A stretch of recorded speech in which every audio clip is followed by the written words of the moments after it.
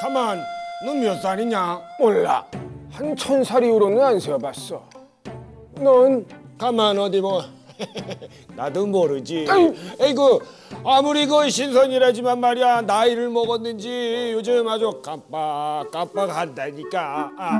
고구려 백제 신라 중에 어떤 나라가 제일 먼저 세워졌는지 가물가물하다니까.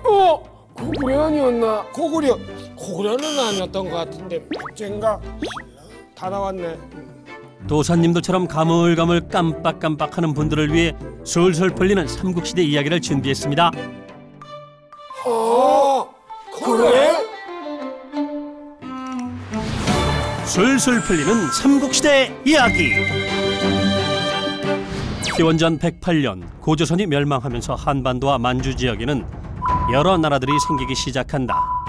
그러던 기원전 57년 신라가 가장 먼저 건국이 되고 기원전 37년 주몽은 동부여에서 남쪽인 졸본 지방으로 내려와 고구려를 세운다. 주몽이 고구려를 세울 때 가장 크게 도운 사람이 바로 그의 아내인 소선어였지만 네가 내 아들이 주몽이 부여에서 찾아온 아들에게 나라를 물려주기로 하자 그래, 고구려는 유리에게 주라 해라. 내 너희들을 위해 새로운 나라를 만들 것이다. 아니, 너희들의 나라를 만들거라. 기원전 18년 소선어는 온조와 비류 두 아들과 그들을 따르는 신하들을 이끌고 고구려를 떠나 한반도로 내려갔고 그래, 이곳이 좋겠다. 어머니, 여긴 바다가 없잖아요. 강이 있지 않느냐. 전 싫어요. 전 큰아들 비류의 반대에도 불구하고 온조와 10명의 신하들 일부 백성들과 함께 한강 유역에 성을 짓고 십제라는 나라를 세우는데 이제 이 나라는 많은 신하들과 많은 백성들이 함께하니 이제 십제가 아닌 백제라 부를 것이요. 후에 십제는 세력을 넓히고 나라의 이름을 백제로 바꾸며 먼저 세워진 신라 고구려와 함께 삼국의 시대를 열어간다. 아하! 삼국 중에 신라가 제일 먼저, 그 다음이 고구려, 마지막에 백제가 세워졌구만. 맞다. 이렇게 보니까 기억이 나네. 기억나? 그러면 말이야 삼국 중에 어떤 나라가 제일 먼저 왕권이 강화됐는지도 기억나? 그야 가장 먼저 나라를 세운 신라겠지. 글쎄. 과연 그럴까요? 삼국은 어떻게 발전했을까요? 왕의 힘을 강하게 하고 가장 먼저 나라를 왕 중심의 체제로 만든 것은 고구려였는데 고구려는 지금의 중국인 한과 끊임없이 전쟁을 치렀기 때문이었다. 전쟁을 치르기 위해서는 왕권이 강해야 했기 때문에 6대 임금인 태조대왕 때부터 왕권을 강화하고 신대왕 때는 왕 다음으로 가장 높은 직책인 국상을 만드는 등 체제를 정비하면서 나라의 기틀을 다지기 시작하는데 국상을 만들겠다. 최초의 국상이었던 명림답부는 한나라에 침입돼 들판을 비우고 성으로 들어가 싸우는 고구려만의 필승 작전을 만들어냈으며 194년 고국천왕 때는 농부 출신의 국상 을파소의 건의로 올해는 곡식이다. 가뭄으로 고통받는 백성들을 위해 봄에 곡식을 구워주고 가을에 갚을 수 있게 하는 진대법을 실시하면서 나라를 확실히 안정시켜 나간다. 포악한 성격으로 나라의 재산을 탕진한 봉상왕을 몰아내고 고구려 15대 왕이 되는 미천왕은 소금 장수였던 때의 경험을 살려 농업과 상업을 발전시키고 나라의 영토를 넓히며 그의 손자 소수림 왕이 고구려의 전성기를 만들 수 있게 한다. 한편 280년 백제의 고이왕은 왕권을 강화하여 중앙집권 국가를 만들고 371년 근초고왕 때 고구려를 공격하여 황해도 지역까지 영토를 넓히지만 392년 고구려의 광개토 대왕에게 한강유역의 땅을 빼앗기고 만다.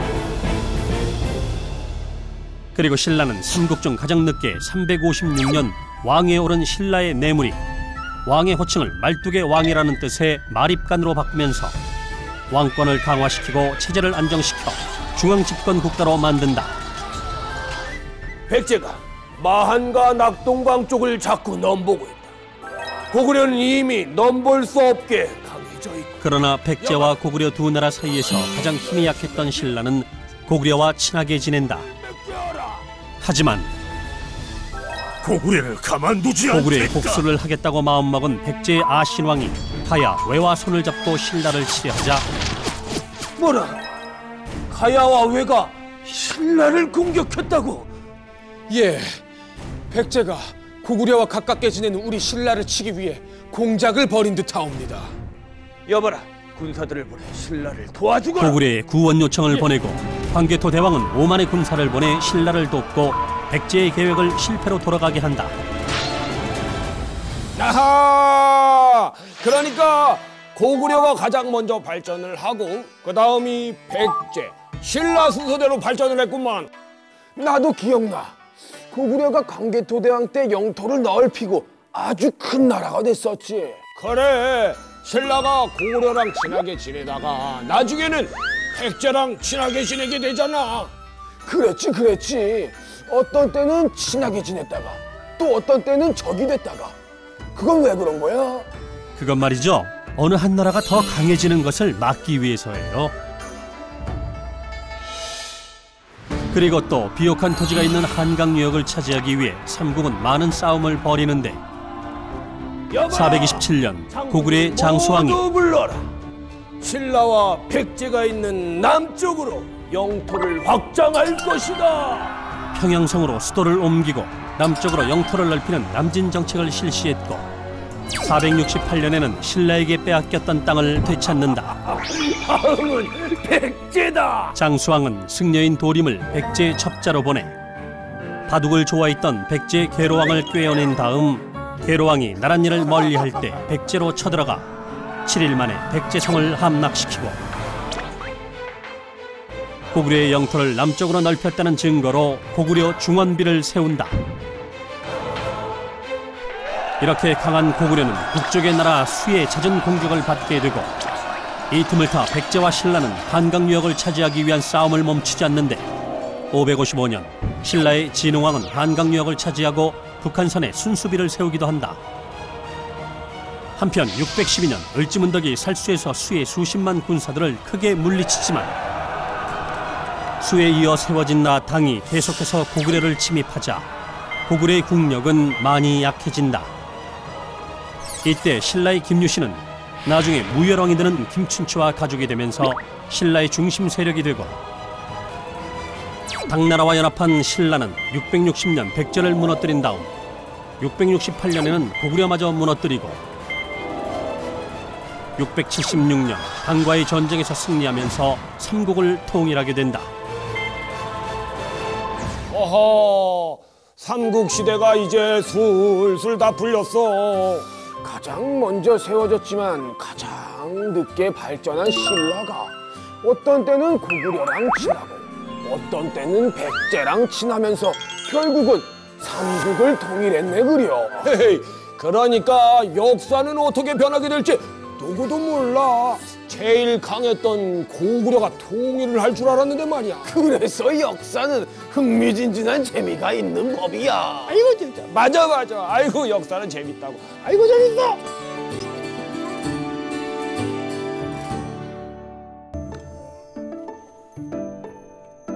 에이 안 해? 아 가만 있어봐. 그 고구려가 만주랑 요동같이 압록강 북쪽 지역을 차지하고 있었잖아. 그랬지.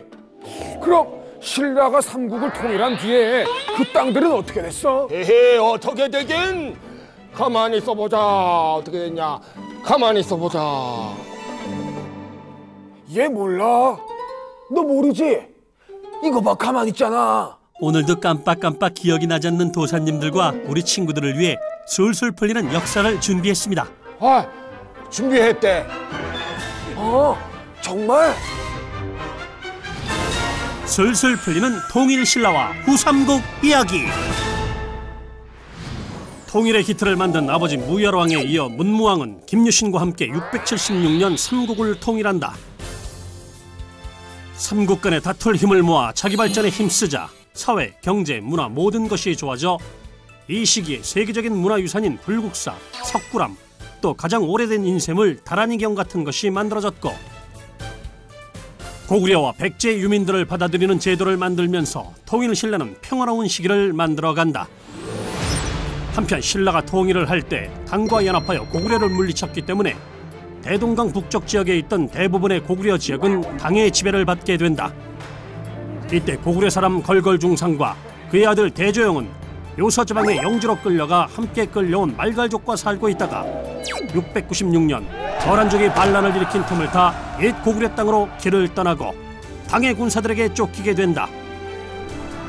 이때 걸걸중상과 말갈족 걸사비유가 죽자 새롭게 출발합시다. 무리의 대장이 된 대조영은 계속해서 쫓아오는 당나라 군사들을 천문령에서 크게 무찔렀고, 고구려가 패망한 지 30년 만인 698년 옛 고구려의 땅 동모산 자락에 발해를 세운다. 나는 고구려의 태왕이다. 이렇게 대조영이 나라를 세울 때부터 고구려를 계승한 나라임을 알렸던 발해는 점점 영토를 넓혀 이대왕 무왕 때 고구려의 옛 영토는 물론 지금의 러시아 연해주까지 큰 영토를 가진 나라가 되며, 북쪽에는 발해가 남쪽에는 통일신라가 있었던 이 시대를 남북국 시대라고도 한다. 하하, 맞다. 빼앗겼던 고구려 땅을 발해가 다시 다 찾았잖아. 그랬지, 그랬어. 그래서 남북국 시대가 200여 년간이나 이어졌었잖아. 뒤에 무슨 일이 있었나? 있었지. 있었어. 가만히 있어보자. 있었지. 가만히 있어보자. 그럼 그때 한반도에서 무슨 일이 있었는지 알아볼까요? 알아보지. 신라는 765년 8살의 왕위에 오른 해공왕 때부터 귀족들의 반란과 왕위 쟁탈전에 시달리며 나라의 힘이 약해지기 시작했고, 당나라에는 해적에게 끌려가 노예로 팔리는 신라 사람들도 있었다. 신라 사람들이 노예로 팔려. 당의 장군이었던 신라 사람 장보고는 이 모습을 보고 충격을 받아 828년 신라로 돌아가 저에게 일만의 군사를 주시옵소서. 흥덕 왕에게 군사를 받아 지금의 완도인 청에 진을 쌓고 해적들을 물리치며 서해 바다를 장악한다. 장보고다 해. 도망가라. 해적들이 사라지자 청해에는 물건을 싣고 와서 파는 무역선들로 붐볐고, 멀리 아라비아 상인들이 드나들 정도가 되며 무역의 중심이 된다. 그러나 귀족들의 왕위 쟁탈전이 점점 심해지면서 왕권은 더 약해졌고, 당에 유학을 다녀온 개혁파였던 육두품 채치원은 이런 나라의 상황을 바꿔보고자 노력했으나 우리 같은 진골이나 성골은 귀족으로 왕이 될 수도 있고 나라의 중요한 일을 할 수 있는 높은 관직에도 우리 진골만이 오를 수 있지. 저 아래 1두품에서 6두품까지는 아무리 똑똑해도 나라의 중요한 직책을 맡을 수 없다규. 골품 제도의 한계 속에 그 뜻을 펼치지 못했으며, 건강왕 다음으로 왕위에 진성여왕이 오르자 지방의 세력가인 호족들이 정부를 위협했고, 신라는 급속하게 약해지기 시작한다. 이런 상황에서 900년 신라의 군사였던 견훤은 지금의 전라도 지역을 중심으로 후백제를 세우고, 뭐라? 후백제? 그럼 나도 나라를 세워야지. 지금 신라도 있고 후백제도 있으니까 고구려네 고구려. 우린 후고구려! 901년 철원지방을 중심으로 막강한 군대를 가지고 있던 승려 출신의 궁예는 후고구려를 세운다. 철원 신라가 약해지면서 후백제, 후고구려가 생긴 거네. 이때를 후삼국시대라고 하지. 그렇지. 그럴 거. 가만. 발해는? 아니, 발해도 있는데 왜 후삼국이라고 하는 걸까? 그러게, 발해까지 하면 후사국 아니야? 그건 말이죠, 그 당시 발해가 한반도에 영향력을 미치지 않았기 때문이에요. 발해와 상관없이 후삼국의 세 나라는 한반도에서 세력 다툼을 하고 있었는데, 후백제가 점점 강해지고 있어. 우리가 더 강해져야 하는데 이를 어쩐다. 제가 해보겠습니다. 왕건 네가. 그래, 한번 해보거라. 예. 궁예에 부하였던 왕건이 바닷길을 이용해 후백제 안쪽 지역인 나주를 점령하자 후고구려가 후백제보다 더 강해져 한강 아래까지 영토를 넓힌다. 그러나 궁궐을 지을 돈이 돈? 백성들은 뒀다 뭐하게? 백성들한테 거둬. 왕권이 강해진 궁예가 백성들을 괴롭히며 여봐라, 이 자를 당장 잡아들이거라. 뭐들 하는 게냐? 당장 끌어내. 사람들을 죽이는 것도 스슴치 않자 내가 살려주시옵소서. 이러다 백성들까지 다 잡아들이실 겁니다. 백성들이 더 이상 피해를 보게 해서는 안 되지. 좋소. 궁예 살려. 왕건은 포악한 궁예를 쫓아낸 다음 왕위에 오른다. 이제 이 나라는 고구려의 뜻을 이어받았다는 의미로 고려라 하겠소. 왕건은 918년 고려를 세우고 926년 발해가 멸망한 뒤 발해 유민 일부를 받아들인다. 그 후 왕위를 물려주는 문제로 아들에게 쫓겨난 견훤이 고려로 몸을 피하자 뭐? 견훤이 고려로 들어갔다고? 그럼 할 수 없지. 신라를 고려에 바쳐야겠소. 내가 죽는 것보다 낫지 않소. 935년 신라의 경순왕이 항복을 선언하고 936년 견훤을 앞세운 왕건이 후백제로 쳐들어가 통일에 성공한다. 이로써 왕건은 한반도의 두 번째 통일 국가를 만들어낸다. 허허! 세력이 막강했던 후백제도 아니고 후고구려도 아니고 고려의 왕건이 후삼국을 통일할 줄 몰랐다 난. 나도 몰랐지. 아, 그런데 하나 아는 건 있다. 그래? 아이 뭔데? 나란 일을 하는 사람들이 권력 다툼에 신경을 쓰면 나라가 망한다는 거. 맞아. 그래서 역사를 알아야 한다는 거야. 배울 점이 많거든. 하하. 오늘도 기분 좋다. 역사가 술술 풀렸어. 헤헤. 솔솔이 솔솔. 소리 솔솔.